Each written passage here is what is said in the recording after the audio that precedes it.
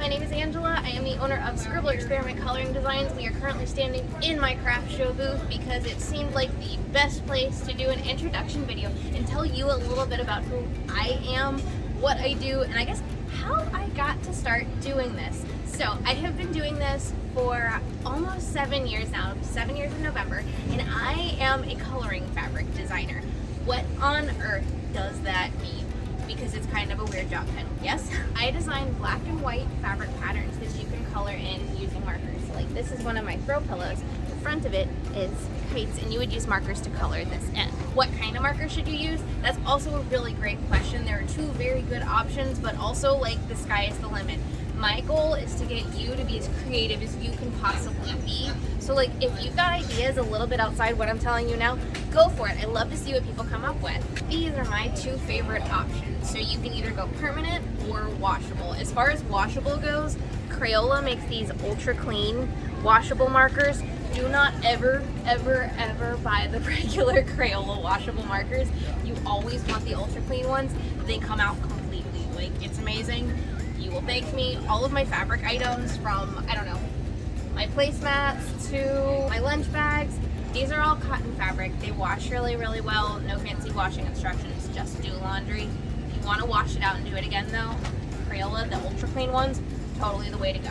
If you buy weird off brands and it doesn't come out the whole way, it's just because they're not the really good ones. I really like, it's one of those things with the weird off brands, you get what you get quality wise. I will say Crayola has not let me down with the washability factor. Now, if you want to color permanent, I actually have my very own brand of permanent fabric markers. I have two different color sets for you to choose from. So the black box is more like a classic rainbow. The white box is a little bit more like, they're lighter colors, more tropical, like pastel-y kind of things. Two different color sets for you to choose from. These are great for permanent coloring, and that's what I would recommend first. Definitely over a Sharpie. The thing about Sharpies and coloring on fabric, will it work? Yes.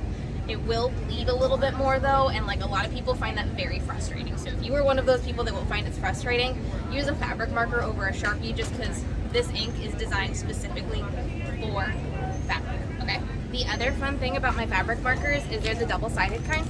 So you get a broad point and you get a fine point all in the same marker. So like double duty there. Now the other things I've had people do with them, and also that I've tried myself, tie-dye it.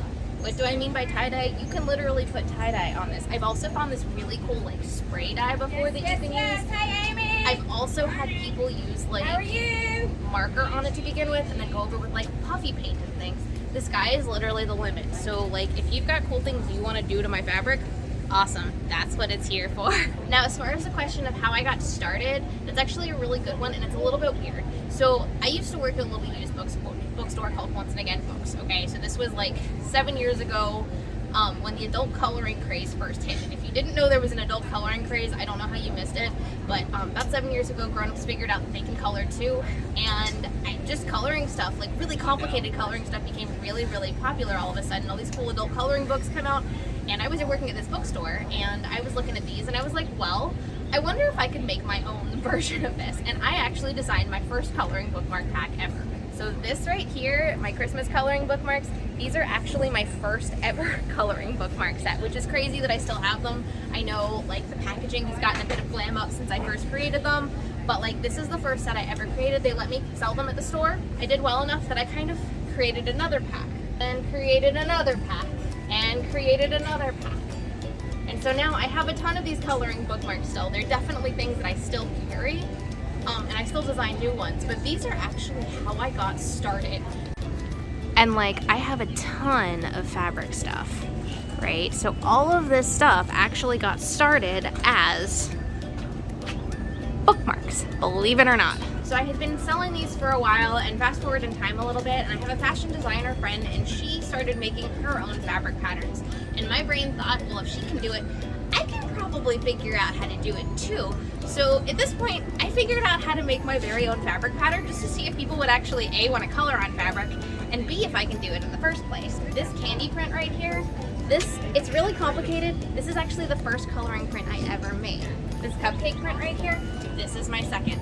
Also really complicated, but these are two patterns that are still really popular in my shop, and I still sell them. So if you've ever seen these before, they're actually the first ones I ever designed. When I did my very first craft show, You see all of this around you. I didn't have all this. I had a single table.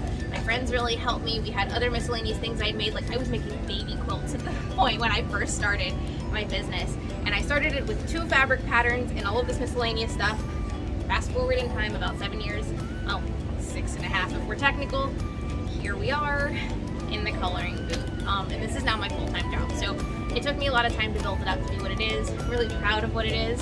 And I'm proud to say I have so many cool people like you following my journey to see what's new every month, every week, coming and finding me at craft shows, finding me online. So yeah, thank you so much for hanging out with me today. If you like this video and you're interested in more, please consider shopping on my Etsy Scribbler Experiment or giving this video a like and a follow. I would love that. And if you've met me before in person, where did you first meet me? I would love to know. Thanks, y'all.